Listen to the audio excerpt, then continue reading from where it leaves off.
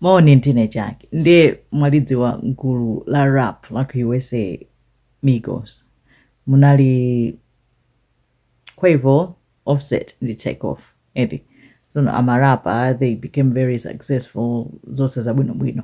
koma pa 1 November 2022 Offset anapita ku bowling kunali ngati party or something ku 810 Jan bowling billiards anapita umene kuja anali ndi anzake amasangalala bwinobwino koma akuti kunayambika ndewu mikangano and mikangano yosima mukhudza iye anali innocent bystander and zibambo wina dzina lake Patrick Clark anapezera anamuombera iyeyo mutu ndi pa chest. Takeoff anamwalira. Takeoff anali ndi zaka 28 pa nthawiyo pa 1 November 2022 nde zinazomvetsa chisoni inali nkhani yayikulu yanjani kuti Takeoff waphedwa. Kenako family yake amayi yake anapanga petition anasumira malo nangasiye anangopita ndi anzake kukapezeka kuti waphedwa zosamukhudza nde kuti panali vuto la security anasumira wrongful death amayi nde malo analipira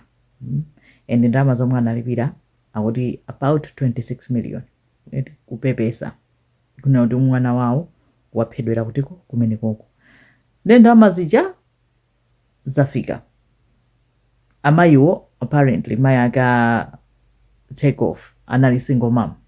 anamulera okha kuyambira ali mwana anapanga provide china chilichonse kufikira pamene Takeoff anakula nkuyamba rap nkupeza kuti ali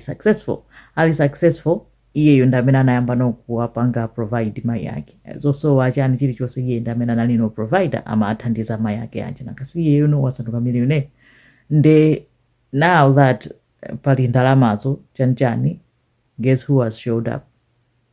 abambo ake a Takeoff atulukira akunena kuti ndalamayo mundigaira hafu ifati ndine bambo ake ndi amayi ake akuti ndikugairani bwanji hafu andiyeti mwana ndinalera ndekha inu munali kuti dzaka dzonse akuti ankangoonekera once in a blue moon sanathandize financially sanalipo for mwana wawoyo emotionally koma zonse anapanga ndi amayiwo nde iwo akufuna half ya makobidi onsewo nde mayi ake Takeoff akukana aone kuti no you don't deserve ndamazo ndizanga nagwira ntchito namulera chilichonse ndapanga nde mpaka natengana ku court akukanganira na makobidi a Takeoff kunena kuti no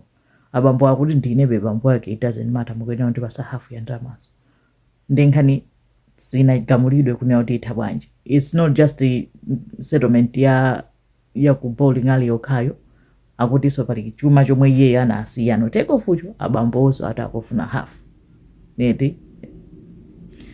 ma absent fathers amene amapezeka present pakapezeka cholowa koma nkhani ndi imene yoyo munena amene mukuganizira mukuona bwanji awagaire kapena ayi zikomo kwambiri.